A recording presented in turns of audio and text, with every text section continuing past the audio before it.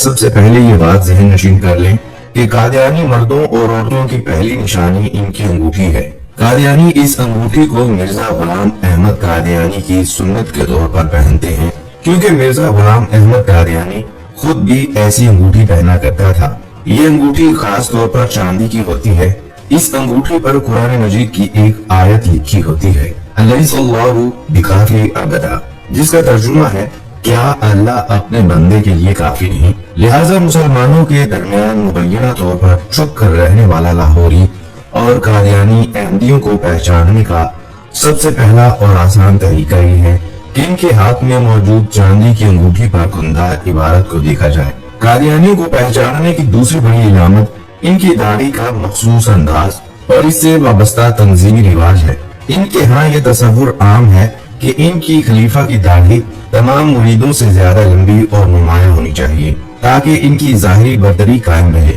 یہی وجہ ہے کہ عام قادیانی مردوں میں سنت نبی صلی اللہ علیہ وآلہ وسلم کے مطابق مکمل داڑھی رکھنے کا رواج بہت کم ہے۔ وہ یا تو مکمل کلین شیو ہوتے ہیں یا پھر صرف فرنچ کٹ داڑھی رکھتے ہیں۔ اگر آپ کسی قادیانی اجتماع یا پروگرام کا مشاہدہ کریں تو آپ کو واضح فرق نظر آئے گا۔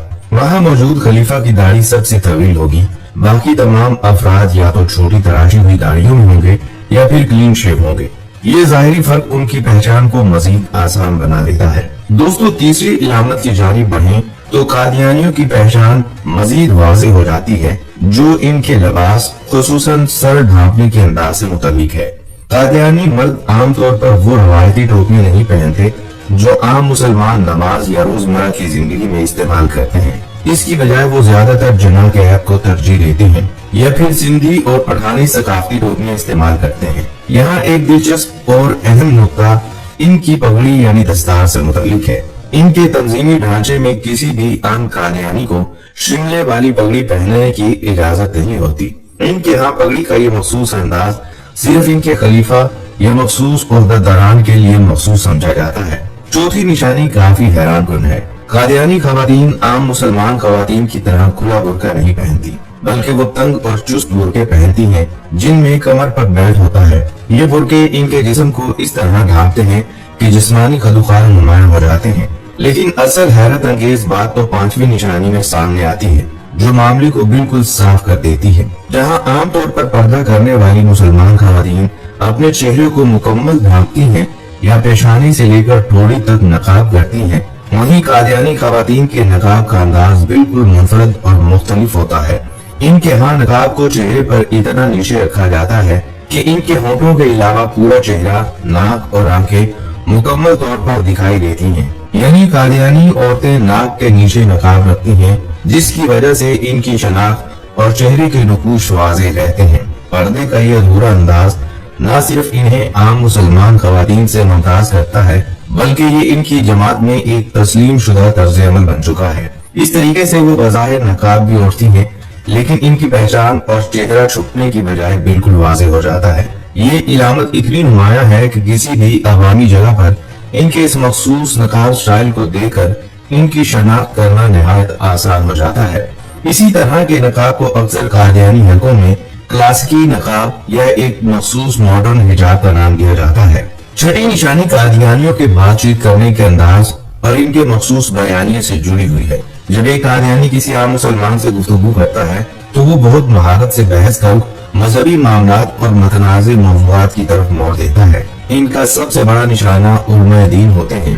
یہ علماء کرام پر شدید تنقید کرتے ہوئے انہیں معاشرے کی تمام برائیوں اور تفرقہ بازی کی جڑ قرار دینے کی کوشش کرتے ہیں۔ وہ اکثر فرقہ واریت اور کفر کے فتووں کو موضوع بحث بنا کر یہ تاثر دیتے ہیں کہ اقلیتی گروہوں بالخصوص قادیانیوں کے خلاف بلا وجہ سازشیں کی جا رہی ہیں تاکہ وہ خود کو مظلوم ثابت کر سکیں۔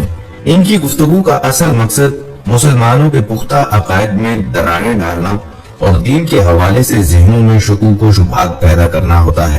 وہ دلیل کے نام پر ایسے سوالات اٹھاتے ہیں جو بظاہر ہمدردانہ لگتے ہیں، لیکن در حقیقت وہ ان کے مخصوص نظریات کی تبلیغ کا ایک حصہ ہوتے ہیں۔ دوستو، یہاں اگر ساتویں نشانی کی بات کی جائے تو قادیانیوں کا اپنا ایک ٹی وی چینل ہے جس کا نام MTA ہے، مسلم ٹیلی ویژن احمدیہ ہے۔ اس چینل پر قادیانی اپنے عقائد اور تعلیمات کی تشہیر کرتے ہیں اور انہیں اصل اسلام کے طور پر پیش کرتے ہیں۔ یہ چینل عام کیبل پر دستیاب نہیں ہوتا، بلکہ اسے دیکھنے کے لیے مخصوص ڈش اینٹینا کی ضرورت ہوتی ہے۔ پاکستان میں گرچہ ڈش اینٹینا عام نہیں رہا، مگر ہر قادیانی کے گھر میں یہ انسٹال ہوتا ہے تاکہ وہ اپنی جماعت کے پروگرام آسانی سے دیکھ سکیں۔ یہ چینل دنیا کی مختلف زبانوں میں نشریات پیش کرتا ہے تاکہ بین الاقوامی سطح پر اپنی ہمدردیاں حاصل کر سکے۔ اب ٹی وی کے ساتھ ساتھ انہوں نے سوشل میڈیا اور یوٹیوب پر بھی بہت منظم نیٹ ورک بنا لیا ہے، جہاں وہ مختصر کلپس کے ذریعے اپنے نظریات پھیلاتے ہیں۔ دوستو، 8ویں نشانی قادیانیوں کے ناموں سے متعلق ہے۔ آپ کو کبھی بھی کسی قادیانی کے نام میں محمد نہیں ملے گا، بلکہ وہ عام طور پر اپنے نام کے آخر میں احمد لگاتے ہیں۔ یہ احمد دراصل مرزا غلام احمد قادیانی کے نام سے جڑا ہوتا ہے اور ان کے پیروکار بھی یہی روایت اپناتے ہیں۔ ان کے مذہبی اجتماعات میں ایک مخصوص جھنڈا لہرایا جاتا ہے جسے وہ احمدیہ جھنڈا کہتے ہیں۔ یہ تمام نشانیاں قادیانیوں کی شناخت کے اہم پہلو ہیں، جن کی مدد سے آپ کسی بھی قادیانی مرد یا عورت کو پہچان سکتے ہیں۔ اگر آپ ان نشانیوں کو ذہن میں رکھیں تو آپ کے لیے قادیانیوں کو مسلمان سے الگ شناخت کرنا مشکل نہیں ہوگا۔ قادیانی بہت زیادہ سوشل میڈیا، ویب سائٹ اور کتابوں کے ذریعے تبلیغ کرتے ہیں، خاص طور پر نئے مسلمانوں کو اپنی طرف مائل کرنے کی کوشش کرتے ہیں۔ اب آتے ہیں سب سے آخری اور اہم نشانی پر، جس کے بعد کسی شک و شبہ کی گنجائش باقی نہیں رہتی۔ اگر یہ نشانی کسی میں نظر آئے تو اسے نظر انداز کرنا ناممکن ہو جاتا ہے۔ یہ نشانی ہے ان کا مخصوص لٹریچر اور پروپیگنڈا مواد۔ قادیانیوں کی رہائش گاہوں، دفاتر یا دکانوں میں ان کا مخصوص اخبار، الفضل یا مرزا غلام احمد قادیانی کی کتابوں کا مجموعہ، روحانی خزائن وغیرہ اکثر موجود ہوتا ہے۔ وہ اپنی تبلیغ کے لیے چھوٹی چھوٹی کتابیں اور پمفلٹس بھی استعمال کرتے ہیں۔ اگر آپ کسی کے پاس ایسا لٹریچر دیکھیں جس میں مرزا قادیانی کو نعوذ باللہ نبی یا مسیح کے طور پر پیش کیا گیا ہو، تو یہ ان کی شناخت کی سب سے قطعی اور حتمی دلیل ہے۔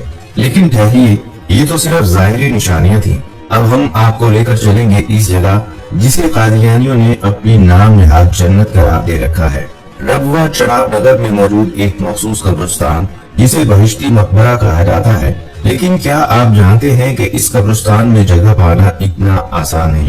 اس خود ساختہ جنت میں دفن ہونے کے لیے ایمان نہیں بلکہ مال و دولت کی شرط ہے۔ اس مقبرے میں صرف وہی شخص دفن ہو سکتا ہے جو اپنی زندگی میں اپنی کل جائیداد کا 10واں حصہ قادیانی انجمت کو وصیت کر جائے اور تمام واجبات ادا کر چکا ہو۔ یعنی جس کے پاس پیسہ نہیں اس کے لیے اس جنت میں کوئی جگہ نہیں۔ دوسری طرف وہ لوگ ہیں جنہیں یہ عام قبرستان میں دفن کرتے ہیں، جو ان کے نزدیک ایک طرح سے جہنم یا کم درجے کی جگہ تصور کی جاتی ہے۔ وہاں وہ لوگ جاتے ہیں جو مالی وصیت نہیں کر پاتے یا ان کے معیار پر پورا نہیں اترتے۔ ذرا سوچئے، جہاں دین کا سودا مال و دولت کی بنیاد پر ہو، وہاں حقیقت کیا ہوگی؟ معزز دوستو، ہم مسلمانوں کا یہ ایمان ہے کہ نبوت حضرت محمد صلی اللہ علیہ وآلہ وسلم پر ختم ہو چکی ہے اور ان کی وفات کے بعد کوئی نبی نہیں آئے گا۔ اس کے باوجود عقل و دانش سے محروم کچھ عناصر مختلف ادوار میں نبوت کا جھوٹا دعویٰ کرتے نظر آتے ہیں۔ ان میں سے ایک قادیانی فتنے کا ماسٹر مائنڈ معلوم زمانہ مرزا غلام احمد قادیانی معلوم بھی گزرا ہے۔